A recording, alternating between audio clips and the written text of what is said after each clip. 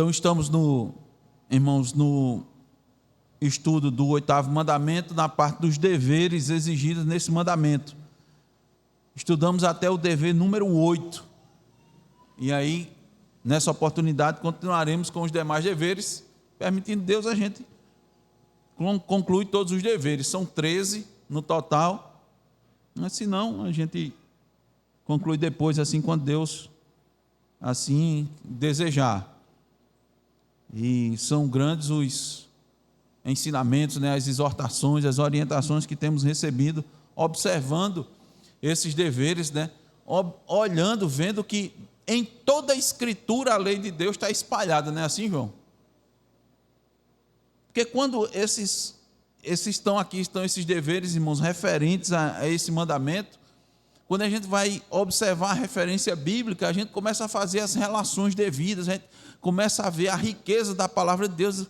Muitos desses versículos a gente não imaginava que tinha uma relação direta com esse mandamento, não é verdade? E aí a gente se surpreende, só olha aqui, isso é base também para esse mandamento. Aqui as instruções são nessa direção, mas diz respeito. É daí, irmãos, que o salmista, ele se deleita na lei de Deus. Ele disse, a lei do Senhor é perfeita. A vivência, e evidentemente, né, conduzido pelo Espírito Santo, ele vai afirmar isso daí. E nós temos a oportunidade de ver, inclusive, com essa questão que a gente coloca da revelação progressiva. Por quê? Porque muito do que e nós vemos isso afirmado por exemplo, nos Salmos, você vê a sua complementação nas cartas paulinas, clareando, trazendo maior esclarecimento, coisa que o salmista nem, né, Zaqueu? Como é que ia imaginar que o apóstolo Paulo ia tratar a respeito disso, queria falar a respeito disso? Os próprios salmos messiânicos, que mostram claramente, irmãos, por si só, os cumprimentos dessas promessas já poderiam ser por si só suficientes de a gente crer na palavra de Deus. A gente está estudando, por exemplo, sobre a família de Jacó. As bênçãos que Jacó pronuncia, irmãos, aos seus filhos, vão se cumprir 400 anos depois. A divisão da terra, é impressionante, irmãos, a divisão da terra, que foi dada por meio de sortes, nenhuma delas contraria as bênçãos que Jacó pronunciou aos seus filhos. Nenhuma delas. Já imaginou? Que coisa fantástica. E você olha, você pode confirmar isso. Você pode confirmar essas coisas. Se você for hoje lá para aquela região e ver os registros históricos, você vai ver isso daí. Está lá. Então a palavra de Deus, irmãos, traz essa clareza. Então vamos aos deveres exigidos no 8º mandamento. O último que nós vimos, como nós dissemos, foi o 8º mandamento, o 8º dever do 8º mandamento. Que diz o quê? O 8º dever diz: o meio lícito de vida. É dever do 8º mandamento ter um meio lícito de vida. Nós trabalhamos, não é, bastante sobre esse dever aqui, e hoje nós vamos ver, evidentemente, do dever 9 em diante, que está conectado, está bem conectado. É dever do 8º mandamento ter um meio lícito de vida. E não somente isso, preste bem atenção, a diligência nele.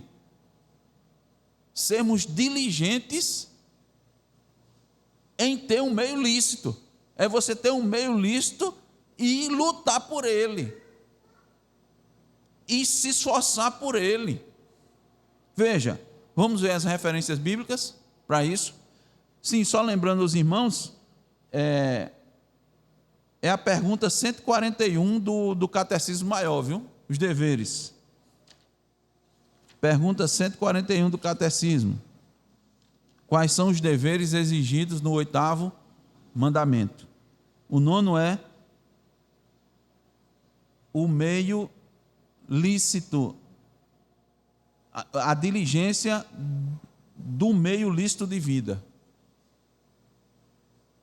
Referências bíblicas para isso. Vamos abrir nossas Bíblias. São 4 referências, irmãos. Vamos lá fazer agora, de trás para frente. João, dá para ler? Efésios 4, 28.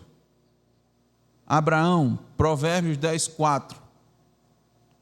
Marcos, Romanos 12, 11. Simone, Provérbios 12, 27. Vamos ver cada uma dessas referências bíblicas e a implicação disso e vamos verificar. É um dever realmente? Esse dever está lá na Escritura, a gente pode inferir, a gente pode compreender esse dever está aí fundamentado nessas passagens bíblicas, é isso que nós vamos ver. Efésios 4, 28. Tem que ser diligente? Tem. Aquele que furtava, não furte mais. O que é que você vai fazer agora? Trabalhe, fazendo com as próprias mãos aquilo que é bom. É para trabalhar, mas é para trabalhar o quê? De maneira lícita. Fazendo aquilo que é bom. E o que é bom? Aquilo que é bom é aquilo orientado, dirigido, instruído pela palavra de Deus. Não é o que eu acho que é bom. A referência não sou eu. A referência não é aquilo que eu acredito que seja bom. É aquilo que Deus diz que é bom. Aquilo que Deus diz que é correto, que é lícito. Observem isso, irmãos. A diligência sempre é requerida do cristão. E agora a ênfase aqui é no esforço para se ter um meio de vida lícito. Para o crente, isto sempre vai se dar por meio do trabalho. Aí a gente poderia abrir aqui, meus irmãos, um leque muito grande.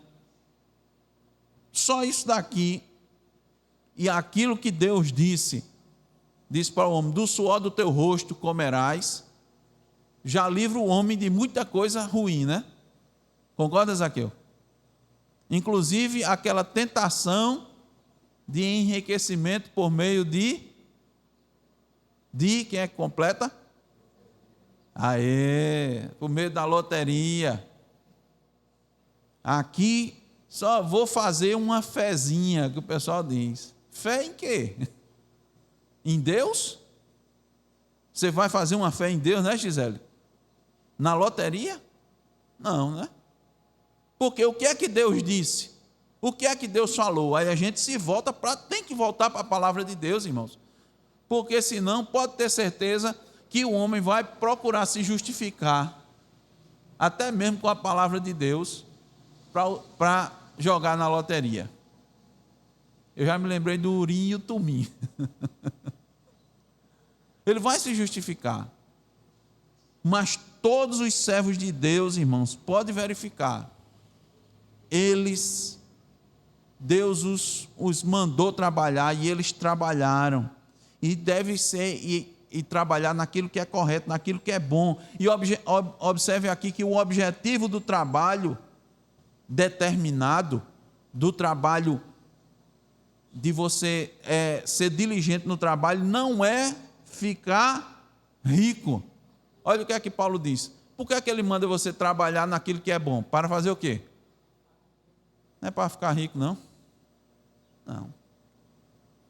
Agora, aquele exercício de novo. Você trabalhando duro, nós vamos ver isso na referência aí. Você trabalhando duro, de forma honesta, pode enriquecer?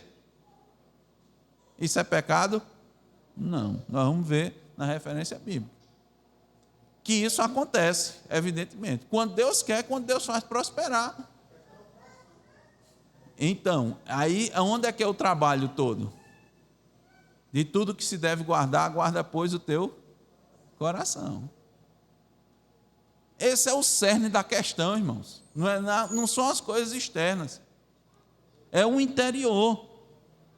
Então a razão aqui para trabalhar é altruísta, ou seja, é buscar o bem do necessitado, é buscar o bem do próximo e não de si mesmo.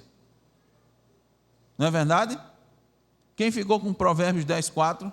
Abraão? Olha só.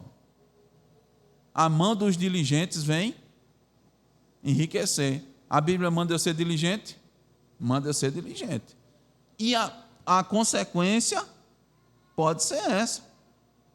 Olha, irmãos, tenha certeza que mesmo um crente fiel, que possua muitos recursos, ele trabalha significativamente. Um crente fiel, ele entende que ele está ali para trabalhar.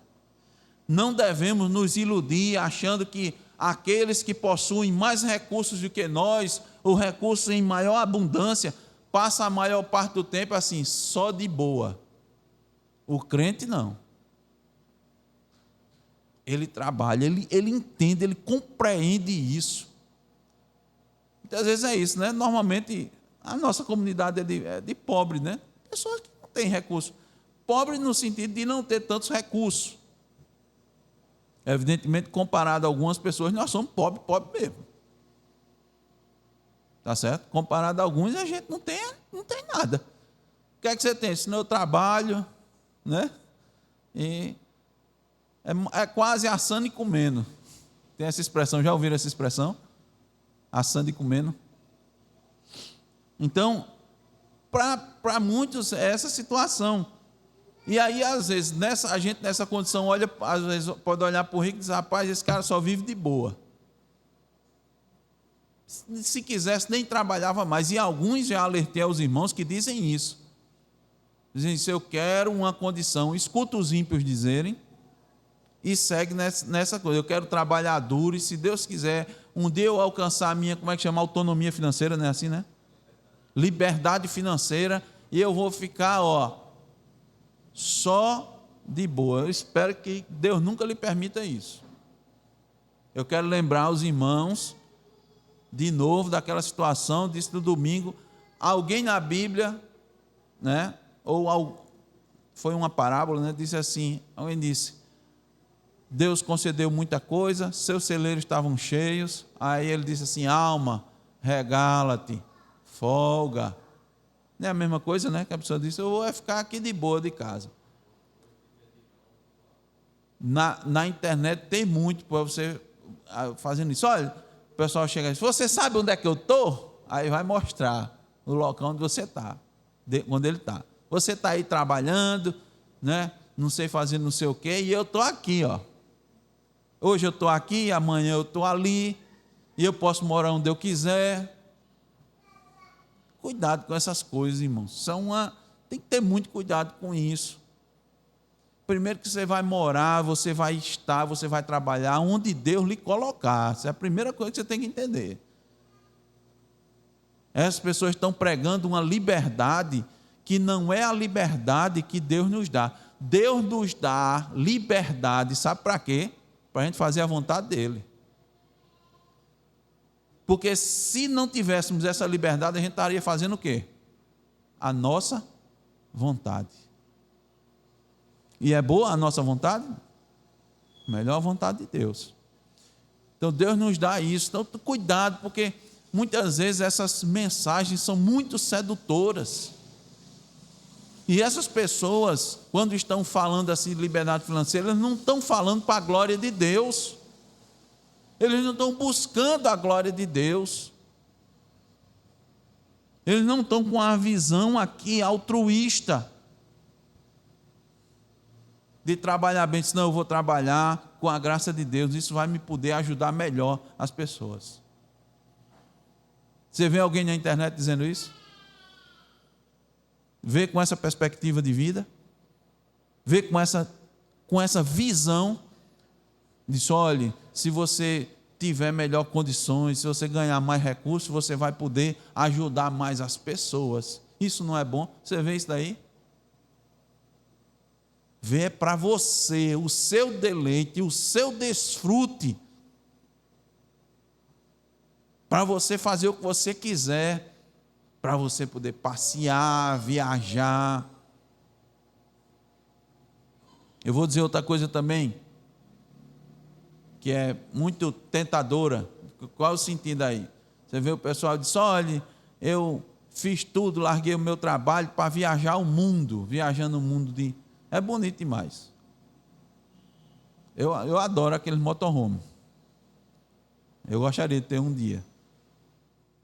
Mas para quê? Aí você vai gastar o tempo todinho que se Deus lhe deu, só passeando. Isso não é desperdício não, irmãos. Passar o tempo todinho só passeando. Passar o resto da vida, vou visitar isso, vou visitar aquilo. Não tem nenhum problema você viajar e visitar. Por favor, me entenda, tá certo? Quem puder, faça, desfrute. Nós vimos isso em Eclesiastes, viu? Olha o equilíbrio das coisas. Mas você vai querer, vai passar a vida todinha desse jeito. Tanta coisa para fazer no reino de Deus. Não é? Você vai fazer para isso? Agora, se você quiser um motorhome para sair, para pregar a palavra, para evangelizar, visitar as pessoas e também com esse objetivo, eu acho que é mais nobre, é melhor.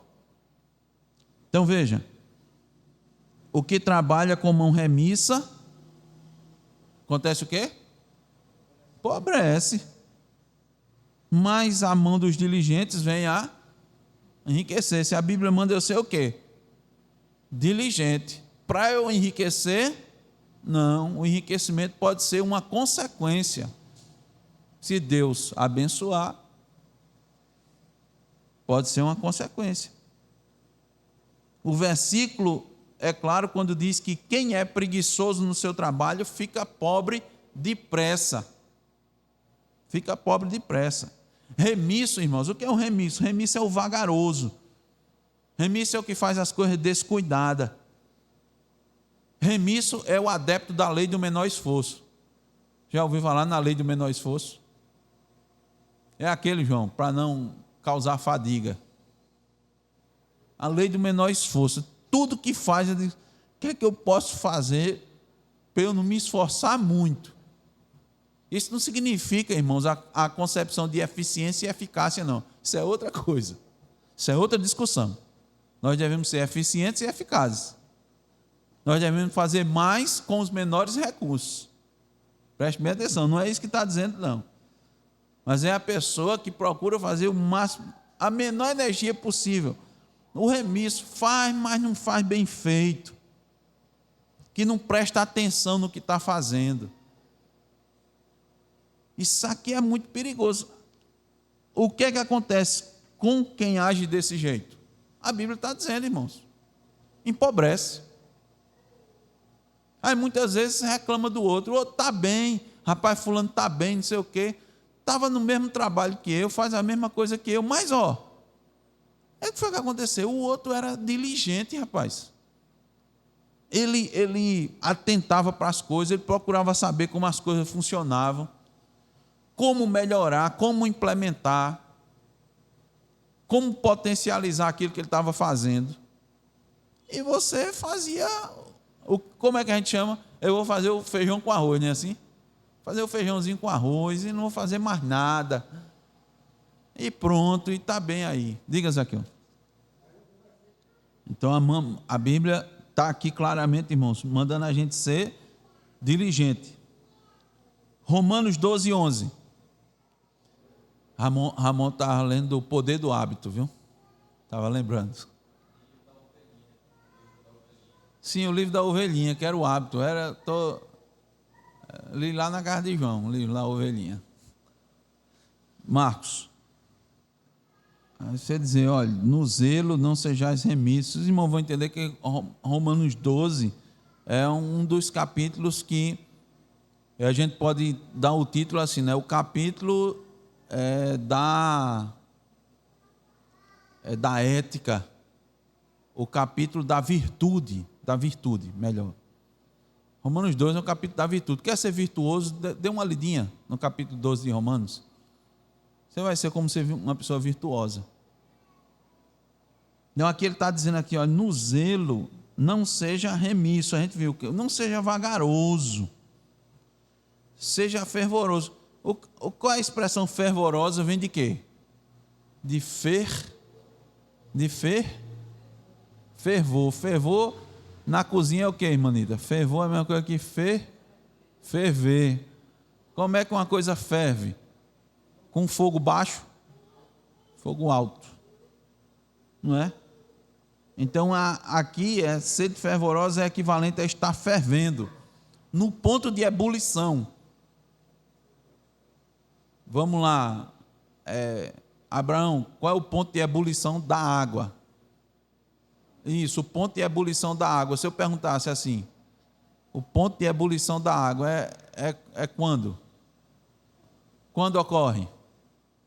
Isso, quando é que ela evapora? É quando? Quando isso acontece? Quando ela ferve a quê? A quantos graus? Quantos graus Celsius ferve a água? 100 graus Celsius. Então aqui, irmãos, é para a gente ser fervoroso do Espírito, servindo ao Senhor. Então, quando a gente trabalha, a gente está trabalhando para o Senhor. A gente tem que ficar lembrando dessas coisas. Você não pode pensar que inicialmente está trabalhando para o patrão, né? Quem é seu patrão primeiro? Você não está trabalhando em qualquer área e estiver trabalhando na agricultura, se você não estiver trabalhando para você mesmo, você está trabalhando para alguém, para o dono da terra, você é meieiro, seja o que for. Tiver aqui em Alagoas, tem muita produção de cana-de-açúcar, você está trabalhando para o usineiro, aí o patrão é seu usineiro. Acima de tudo está o Senhor. Os servidores públicos, quem é o seu patrão? Dependendo da esfera, né? Pode ser o município, né? Pode ser o prefeito, pode ser o governador, pode ser o presidente da república. Você não está trabalhando para eles, principalmente. Por isso, irmãos, que você vê a própria palavra de Deus, Jesus Cristo, ele não dá ênfase nessas questões. Ênfase maior. Por exemplo, o apóstolo Paulo. A gente viu até um versículo, irmãos, crucial lá em 1 Coríntios, capítulo 7. Naquilo onde você estiver, naquilo que você estiver fazendo, na sua condição, naquilo em que Deus lhe colocou, seja um cristão. Seja um cristão. Haja como cristão. Atue como cristão. É isso que você tem que fazer. Então, olha, no zelo não sejais remissos, sede fervorosos de espírito, servindo ao Senhor. A exortação é para trabalhar, para fazer as coisas com fervor. É equivalente a quem está fervendo, no ponto de ebulição, não no banho-maria. Tem o banho-maria, né? Como é o banho-maria? Fica ali morninho, só controlando a temperatura, né? Só controlando. Controla aí, está no banho-maria. Ramon está lembrando da passagem de Apocalipse, que não é nem frio nem quente. Não é assim não, a gente não pode estar no banho-maria, a gente está no fervor, essa é a perspectiva. Sim,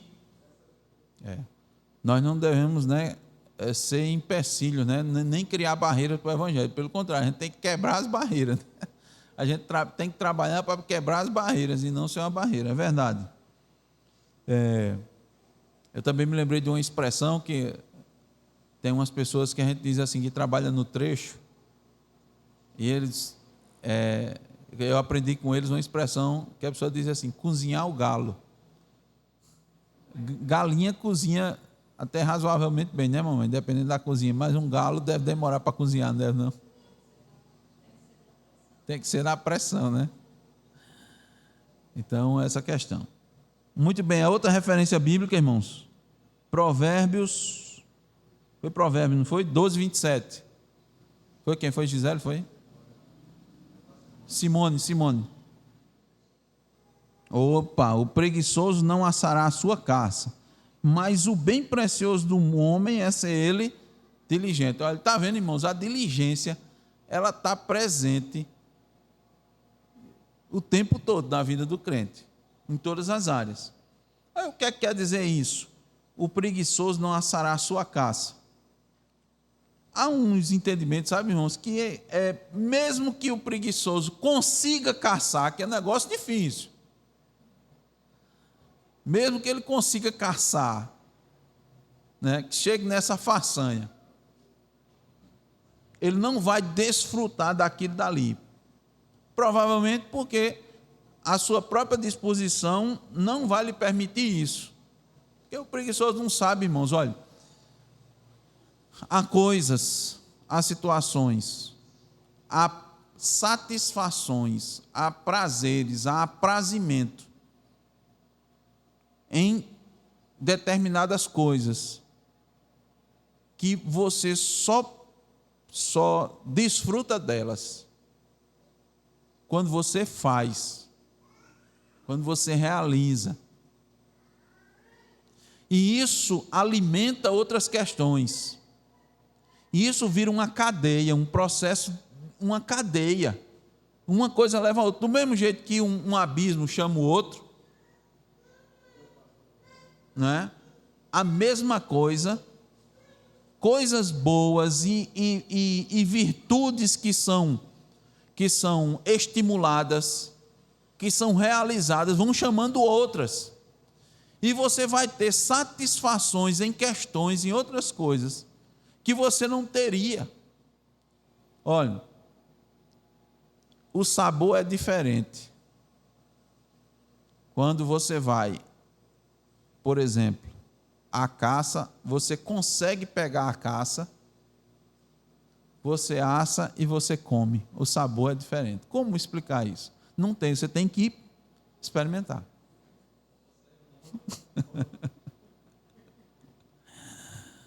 Ramon está usando uma experiência pessoal dele, está colocando. Isso é uma coisa quando você consegue comprar um móvel, ele já vem pronto, você só encosta dentro de casa, ou então quando você compra e você tem que montar. Quando você olha para ele, a satisfação é outra. É ou não é? Está vendo? Está querendo que Deus mande mais, né? Para você montar? Não, né? Mas irmãos, é diferente. É uma satisfação. Existem coisas que... E vai levando você. Então, o preguiçoso não vai assar a caça, mas o bem precioso de um homem é ser diligente.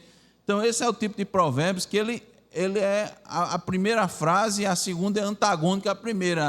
A lição é o inverso. Então, veja, mesmo que, ou até mesmo que, devido à sua preguiça, a pessoa não vai desfrutar, é provável que Deus mesmo não lhe conceda esse prazer como castigo.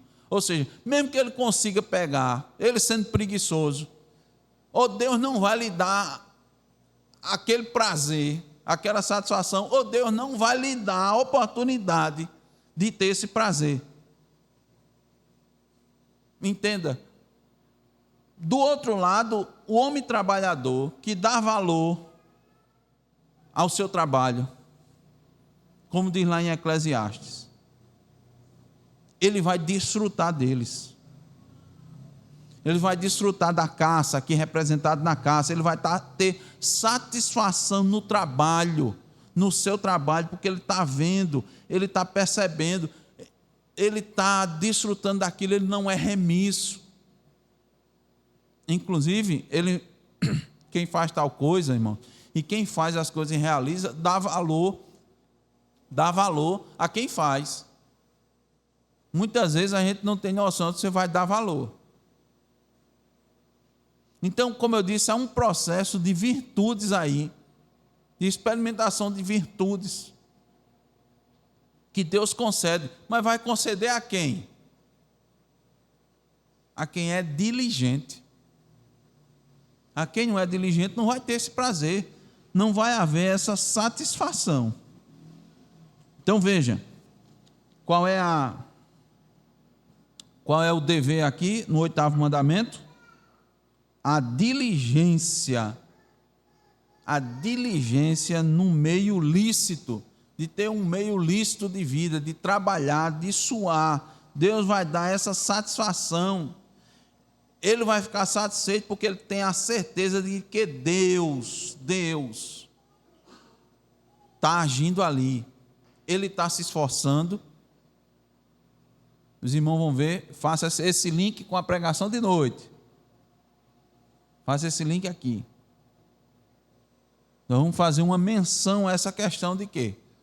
Da justiça retributiva divina.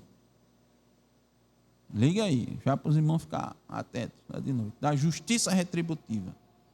Ele vai ficar satisfeito porque Deus lhe dá a resposta às suas orações e à sua diligência. Ele orou e Deus mandou a caça. Ele se preparou, ele estudou, ele se tornou hábil, quer seja preparando a armadilha ou manuseando o arco, a flecha, ou o que quer que seja, mas ele sabe que Deus mandou. Ele vai desfrutar daqui e dali, é diferente, é o que o versículo está dizendo. Ele vai desfrutar. O bem precioso do homem é ser ele diligente. Vamos para outro dever? Esse foi o 9º dever. O 10º dever, ligado ao 8º mandamento, é a frugalidade. Vamos ver a referência bíblica para isso. Provérbios 21, 20.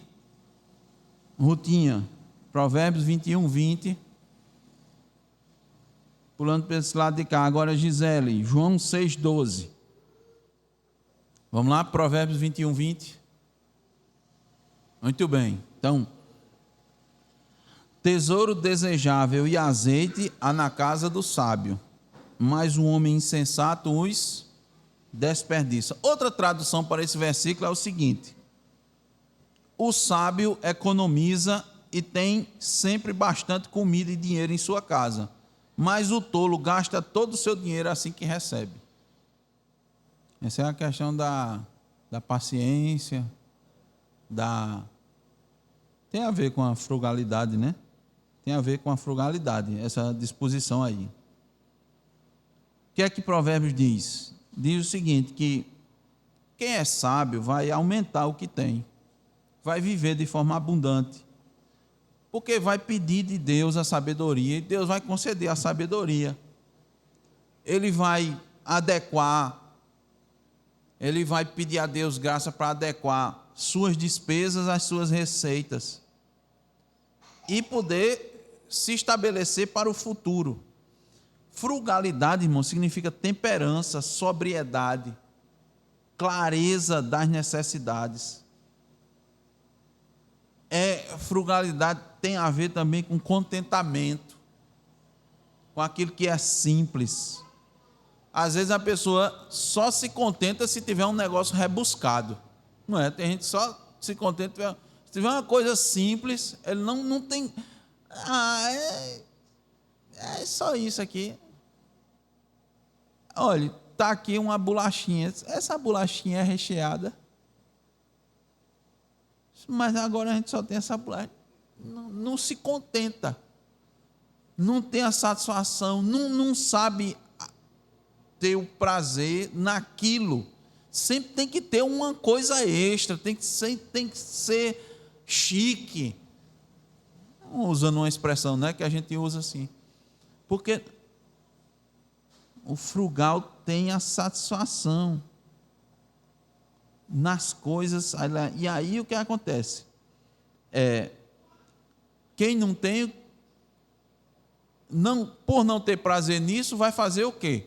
Vai pegar e eu só me satisfaço com isso. Aí vai e gasta para obter aquilo que lhe satisfaz. Por quê? Porque o problema está na sua satisfação, não está na coisa em si. Aquilo dali pode satisfazer no momento. Nunca. É exatamente isso. Foi o que Ramon disse, né? Quem recebeu os brinquedos queria logo, ele não satisfaz com a situação, no instante enjoa.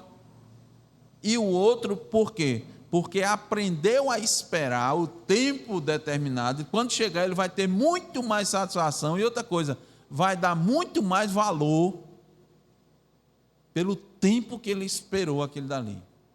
Ele vai dar valor. Se não foi o tempo para, por exemplo, trabalhar para conseguir, que é outra coisa que acontece muito, né? Quando você trabalha para conseguir alguma coisa, você dá valor àquela coisa. Você diz, rapaz, para eu conseguir aqui não foi fácil, não, foi difícil. Aí você zela, você preserva, você guarda, você limpa. Normalmente é assim. É daí, veja de onde vem.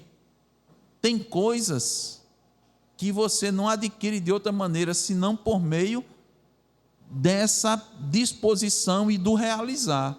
Aí vem a valorização. Senão você não valoriza.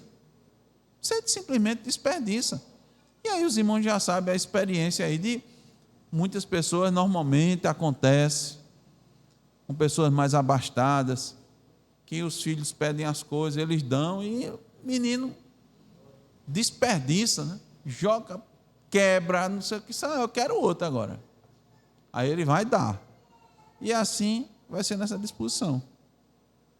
Ele não vai conseguir valorizar, né? Não há nenhuma coisa. Então, o sábio, não é? Ele vai saber administrar aquilo que tem. Vai ter azeite na casa dele. Porque o insensato, não é que o insensato não vai ter, chegou o azeite, ele no instante acaba. Ele não sabe regrar, porque não é sábio. Aí a questão da frugalidade, ele não se contenta com pouca coisa, ele tem que botar muito o tempo todo. Aí o que acontece? Uma hora vai acabar. Uma hora vai acabar. A outra referência bíblica, João 6,12. Olha aqui, uma grande lição.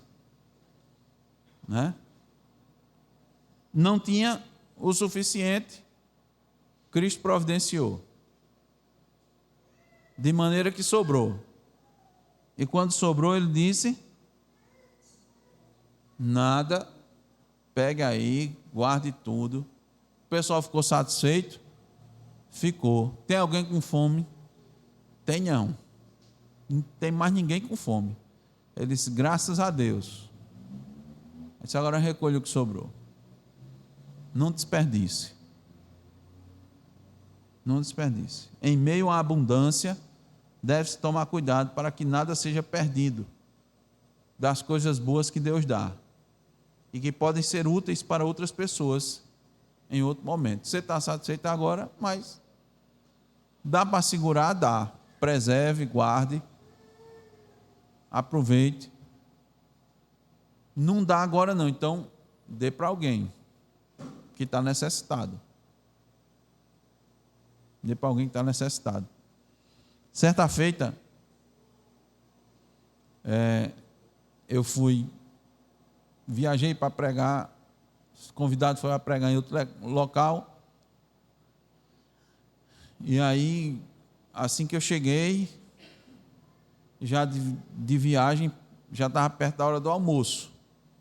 Aí o pastor me pegou na rodoviária e ele me levou para um local para almoçar. Aí ele pediu a comida, eu almocei, mas sobrou. Eu disse, não, aqui tem muita comida, pastor, não vou comer isso tudo não. Aí ele pediu para a pessoa do restaurante, ele disse, embala aqui, por favor. Só embalou. Aí a gente ia caminhando, aí tinha uma pessoa claramente necessitada na rua, ele disse, está aqui sua comida. Pense na alegria. Eu vou dizer mais ou menos o detalhe da pessoa era um coitado. Era um homem travestido de mulher, no meio da rua, pedindo comida. E era comida que foi dado para ele. Jesus, então nunca esqueci, né, desse exemplo. Jesus, em meio à abundância, mostrou para a gente em exemplos: não desperdice. Não devemos desperdiçar. Não tem nenhum problema também na abundância. O que devemos fazer é não estragar aquilo que Deus nos dá, né? Não devemos fazer isso. Então, o 10º dever é a frugalidade. É a temperança. Frugalidade é sobriedade, é simplicidade, é se contentar também com o que é simples. Isso não significa dizer que você não vai desfrutar das coisas mais rebuscadas, não. Mas você só se contentar com o que é rebuscado. Certa feita, a gente estava, acho, conversando em determinado momento, né? E um irmão daqui disse assim: olha, pode prestar atenção, que as coisas que nos dão mais satisfação da nossa vida são coisas simples. Tenha sede e você vai tomar água. É a maior satisfação que tem. A água. A água, o que é água? Um dos elementos mais simples que você tem na natureza, que Deus deixou e que é essencial para a vida. Sem água não tem vida. A água em si, irmão, não tem, quimicamente falando, né? Quimicamente falando, como é a composição? Hoje é aula também, viu? Hoje é tudo aula. Qual é a composição da água? Agora, Abraão, agora, para você se redimir, vá, bora. Você se redimir, agora vai ser sua... Bora. Olha só. Queria ter um filho assim. 2 moléculas de hidrogênio e uma de oxigênio, não, como é? 2 de hidrogênio, ou 2 de oxigênio e de hidrogênio, como é? H2O. O é uma. H2. Cuidado para não perder a nota, viu? Que passou se arrastando, né? H2O. Coisa mais simples, irmão. Aí a gente né, tomou água, uma satisfação tremenda. Não tem outro líquido que lhe dê mais satisfação quando você está com sede do que a água. Não tem. Pode ser mais elaborado do que seja, né? Cheio de coisa para você preparar, bote isso, bota aquilo, não. H2O. Frugalidade. Quando lembrar da molécula da água, lembre da frugalidade, da simplicidade. Agora, Deus fez coisas muito complexas também, não fez na natureza? Fez. E é para a gente admirar? É. É para a gente desfrutar? É. Mas Ele está ensinando, se satisfaça também com coisas simples. Ok? Vamos para o próximo dever. 11º, evitar demandas forenses desnecessárias. É interessante isso aqui. Vamos para referências bíblicas. Olha, Ramon está dizendo que Leonardo da Vinci disse assim, que a simplicidade é o grau mais elevado da sofisticação. Vamos lá, evitar demandas forenses desnecessárias. Agora na sequência, 1 Coríntios 6:1. Quem é que vai ler? Zaqueu. Muito bem. Qual o contexto disso aí, irmãos?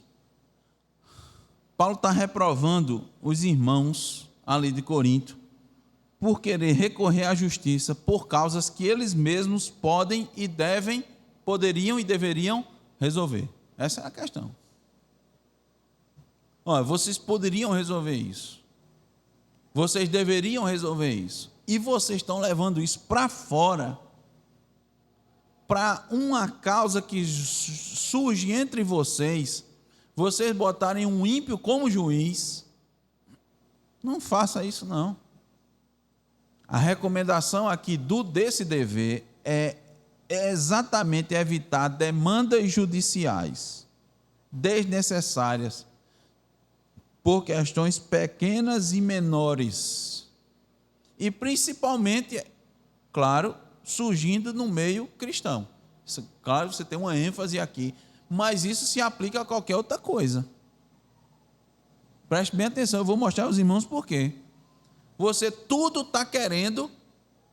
Olha, vê se isso não é coisa de ímpio. Na nossa circunstância, no nosso momento atual, a gente não tem hoje uma tendência a tudo o pessoal querer judicializar? Isso não vem de Deus, não. Não vem de Deus, não. Tudo quer judicializar. Você falou um negócio aqui, eu vou processar você. Não me toque. É uma sensibilidade fora do comum. Aí sobrecarrega o sistema de justiça, quando deveria estar julgando coisas de fato importantes. Mas não, está ocupando isso. Deus está dizendo aqui, por meio do apóstolo Paulo, rapaz, não faça isso de jeito nenhum. Isso é um roubo, isso é um furto. Porque o 8º mandamento é não furtarás. Você fazendo isso é um furto. É dever seu resolver as coisas pequenas. É dever seu analisar a situação. Quando o cristão faz isso, é vergonhoso. Porque, primeiro, por 2 motivos. Ele está mostrando que não tem a capacidade de resolver. E segundo, pode ter uma situação que não seja tão fácil resolver e tem uma forma de você resolver fácil. Sabe qual é? Sofra o dano. Veja aí. Foi lido o versículo 1º, né? Veja aí, Zaqueu, o versículo 7. O Salmo 15 diz isso também. A gente tem que aprender a sofrer o dano. Sofra o dano. Tem coisa que você resolve sofrendo o dano. Sofra o dano e não fique se remoendo, não. Tá? Porque tem gente que sofre o dano e fica se remoendo. Eu. Não, isso aí não resolve, não. Sofra o dano e deixa. É aquele negócio assim, olha. Muitas vezes as pessoas usam as expressões e não entendem a amplitude dela. Diz assim, olha, Deus vai resolver isso aqui. Mas tem um jeito de você resolver. Sofra o dano e vai-se embora. Vai para frente. Vai para frente, vai em frente. Não tem nenhum problema, não. Houve uma situação em Israel, porque eu quero dizer, eu só não lembro o rei. Qual é o rei? Mas pode ser que os irmãos me ajudem aí. Teve um rei que contratou uns mercenários.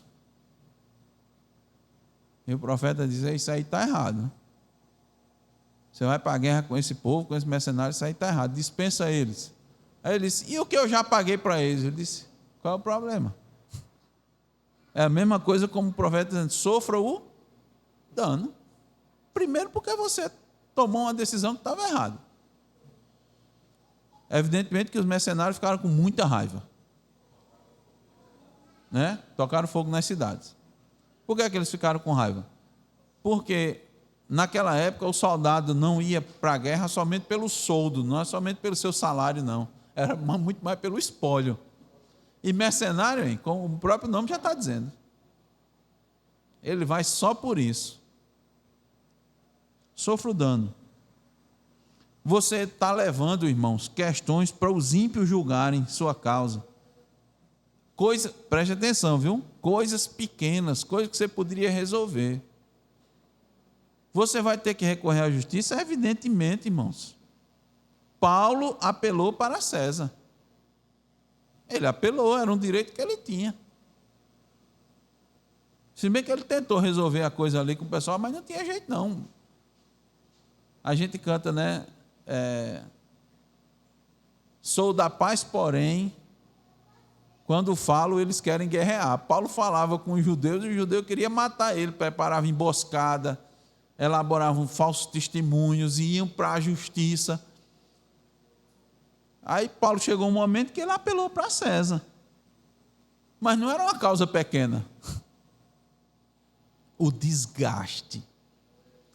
Tem um desgaste, irmãos. Às vezes o desgaste não tem dinheiro que pague. É melhor você perder, porque ficar se desgastando, você ficar vendo a injustiça, você vai passar por isso. Estou dizendo, tem situações que, se você puder evitar, você vai ficar lidando com a justiça. E o próprio apóstolo Paulo, irmão, não teve um julgamento adequado, né? Paulo morreu. E ele várias vezes disse: o que foi que eu fiz de errado? Que crime eu cometi, ou contra César, ou contra os judeus? Ele não cometeu, entendeu? Então, o que o irmão está colocando aí é muito importante. E até no nosso contexto, né? Por quê? Porque, irmãos, o nosso arcabouço jurídico é uma coisa horrível. E eu estou dizendo isso, viu, irmãos? Que eu não sou, por exemplo, como o pessoal diz, operador do direito. Se eu fosse, eu podia dizer um bocado de detalhes assim, terríveis, que é a nossa justiça. E o que está acontecendo com o nosso país, é só olhar o que está acontecendo com o nosso país. Empresas que roubaram, estrupiaram o país, estão sendo anistiadas, estão devolvendo dinheiro. Que roubaram, que confessaram o roubo, que foi provado na justiça, foi provado, irmãos, chancelado pelas todas as instâncias. Então, veja, sempre a gente olha, a gente acabou de cantar, justiça faze a mim, Senhor. Peça a Deus, tá certo? E o máximo que você puder, não judicialize as coisas. É a recomendação bíblica. Se não puder, você vai recorrer. Agora, fique sabendo de tudo isso e fique preparado. Porque eu vejo também muitos cristãos assim, revoltados, com a revolta assim tremenda. Você está revoltado com o quê? O mundo jaz em um maligno. Eu digo que não é. Eu estou dizendo que não é para perder, é para se revoltar. Preste bem atenção. Mas é numa indignação assim pecaminosa. Porque está sendo injustiçado. Porque é esse o mundo que a gente vive, irmãos. É pedir a Deus misericórdia. Ó Senhor, eu estou sendo injustiçado. É dizer que isso é uma injustiça. É se expressar, dizer, olha, isso é injusto, trocar. Mas não se desequilibre, não, que o juiz de toda a terra está do seu lado. Essa é a perspectiva correta. Diga, Zé. Está dispensando. Foi o que o apóstolo Paulo alertou. Exatamente. Então, é isso, irmãos. Como dizer assim, a palavra de Deus vai nos orientando, nos ensinando. Por quê? Porque o coração da gente, né, vai tender a reagir à injustiça de que maneira, né? Isso é normal do nosso coração. E a injustiça, veja, eu estou levando em consideração, como o irmão frisou, que seja injustiça, né? Que às vezes a pessoa também fez algumas coisas erradas e quer, mas considerando que seja injustiça, muitas vezes é melhor para a gente, né? Sofrer o dano da injustiça. E isso vai demonstrar como a gente confia em Deus. Por quê? Aí a gente volta para quem? Para finalizar esse momento aqui. Irmãos, quem foi mais injustiçado que Jesus Cristo? Quem foi mais injustiçado do que Cristo? Qualquer coisa que a gente sofra aqui nessa terra não vai se comparar ao que Cristo sofreu, não. E como eu disse, no país que a gente estava vivendo, olha, irmãos, a gente está sendo roubado de várias formas, tá? A gente está sendo roubado, a gente está sofrendo estelionato. Essa é a condição que a gente está vivendo. Não adianta não, a gente querer fazer a revolta de não sei, não adianta essas coisas não. Eu pelo menos entendo que não adianta não. Biblicamente falando, a leitura que eu faço é isso. Entrega o teu caminho ao Senhor, confia nele, o mais ele fará. Vai fazer prosperar. Né? É melhor você se preocupar, tá? Aí o que acontece? Você tira o foco da sua vida. Aí você começa a botar o foco da sua vida nas coisas terrenas, em vez de botar nas espirituais. Aí o resultado vai ser isso que os irmãos estão dizendo. É rixa, é cansaço, é despesa, é doença. Aí, exatamente. Aí quem está dando risada disso aí tudinho? É Satanás. Sabe, com o que é que tu está preocupado? Está preocupado com isso. Não se preocupe não. Tem cristão, irmãos, com causa na justiça há não sei quantos anos. E com direito. É direito dele. Mas não lhe concede o direito. Sim. Mas é igreja. É igreja. O nome lá fora é igreja. É igreja. Aí o que acontece? Entra naquilo que ele diz assim, olha, trazendo escândalo. Porque o nome aquilo é evangélico.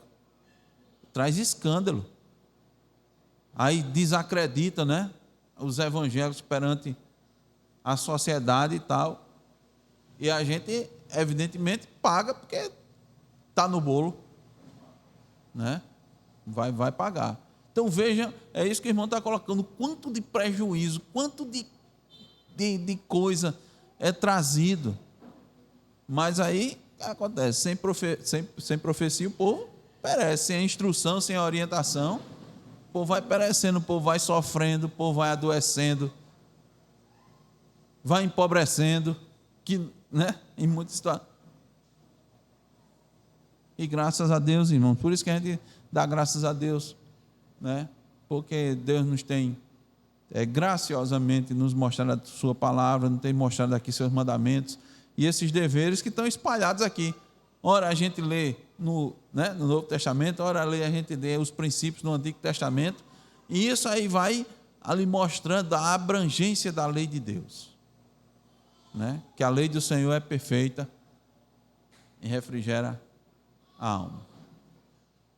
É isso aí, meus irmãos. Então, vamos encerrar por esse momento, permitindo Deus, com a graça de Deus, no próximo domingo a gente encerra, faz um balanço dos deveres, tá certo? E encerra com os últimos deveres, tá bem? Vamos ficar de pé para a gente orar e a gente finaliza.